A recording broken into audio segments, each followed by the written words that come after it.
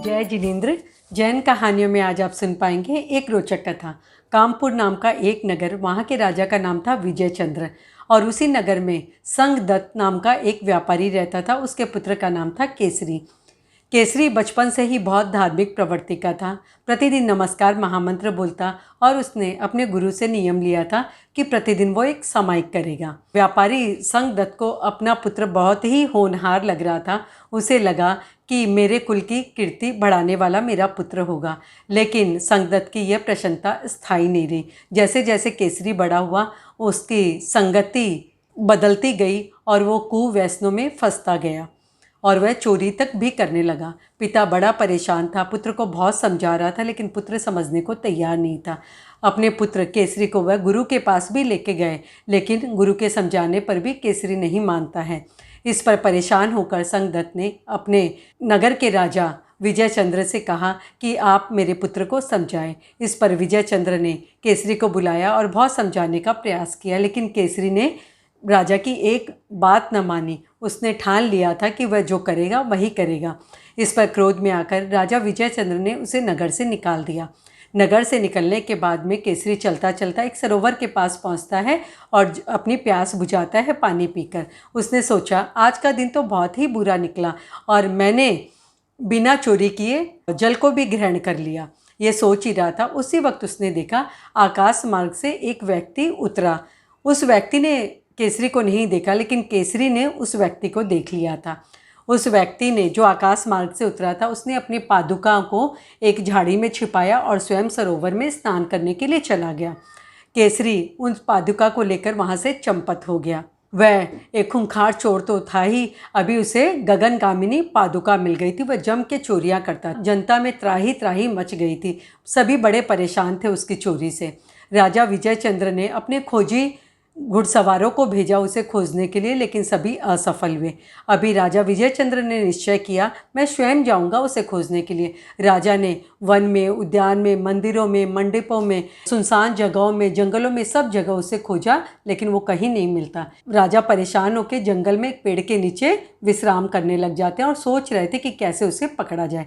तभी राजा को गंध मिलती है कपूर की और केसर की। राजा सोचते इस घने जंगल में कपूर और केसर की गंध कैसे आ सकती है। राजा उस गंध का पीछा करते करते जाते हैं तो देखे सामने एक मंदिर था। मंदिर चंडी देवी का था। वहाँ पर चंडी देवी की मूर्ति थी, वो केसर और कपूर से चिरची हुई थी। वहाँ पर एक व्यक्ति ध्यानस्थ था। राजा ने उस व्यक्ति से उसका परिचय पूछा। उस व्यक्ति ने कहा मैं एक वणिक पुत्र हूँ, मेरी स्थिति बड़ी ही दयनीय थी, आर्थिक स्थिति बड़ी संकटमय थी लेकिन देवी की आराधना करने से मेरी स्थिति सुधर गई है।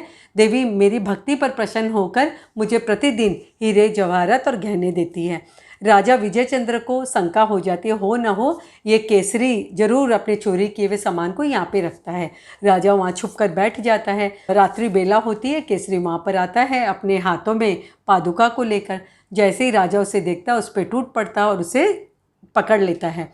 राजा के बाहुपास को किसी भी तरह छुड़ा के केसरी वहाँ से भागता है तो उसकी पादुकाएँ वहीं रह जाती हैं। अभी वह भागते भागते जंगल में दूसरी दिशा में पहुँच जाता है। वहाँ पर एक मुनि ध्यानस्थ थे।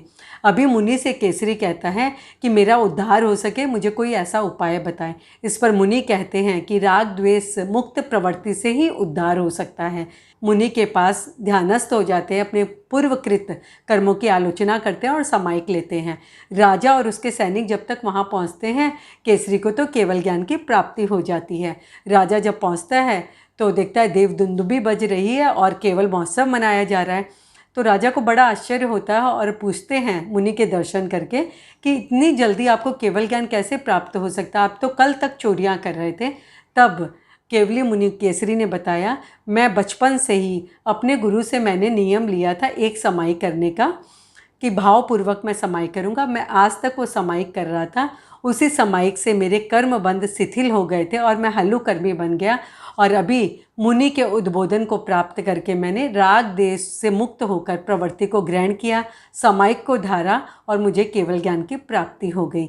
और मुनि से राजा ने श्रावक के 12 व्रतों को ग्रहण किया और समायिक करने का नियम लिया और इस तरह केवल ज्ञान प्राप्त करने के बाद केवली मुनि केसरी ने घूम घूम कर लोगों का उद्धार किया, लोगों को मुक्ति का मार्ग बताया। ये थी कहानी मुनि केसरी की, जो कि आपने सुनी। जय जिनेंद्र। जैन धर्म की रोचक कहानियों के लिए देखते रहिए जैन कहानियाँ।